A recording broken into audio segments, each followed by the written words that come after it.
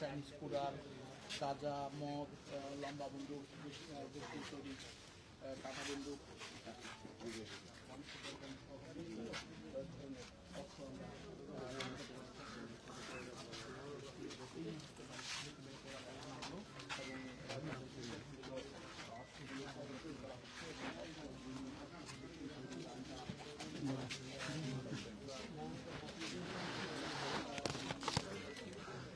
আমি একটু কথা বলবো আমাদের অধিনায়ক হাফিজুর রহমান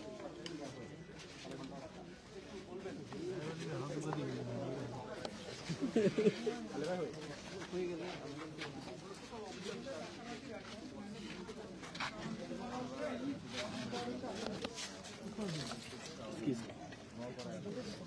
কামাল নামের একজন ব্যক্তির বাড়িতে অভিযান পরিচালনা করে আজকে ভোর রাত থেকে এটা শুরু করি। শুরু করার পরে অভিযানে আমরা এই পর্যন্ত 9টা দেশীয় অস্ত্র পেয়েছি এবং প্রচুর পরিমাণে রামদা এবং ছুরি, চাপাতি এই ধরনের জিনিসপত্র পেয়েছি, কিছু চকলেট বোমাও পেয়েছি এবং একটি মদের বোতলও পেয়েছি।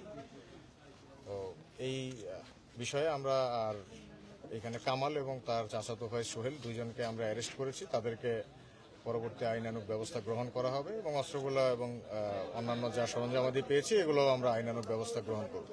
আচ্ছা, এখন কি এরা কতদিন যাবত এই কর্মকাণ্ডের সাথে জড়িত, আপনারা কিভাবে আইডেন্টিফাই করতে পেরেছেন যদি একটু?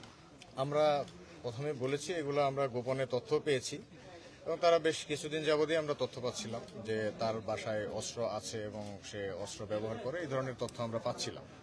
এই তথ্যের ভিত্তিতেই অভিযানটা পরিচালনা করেছি। তাদের কোনো রাজনৈতিক পরিচয় আছে কিনা?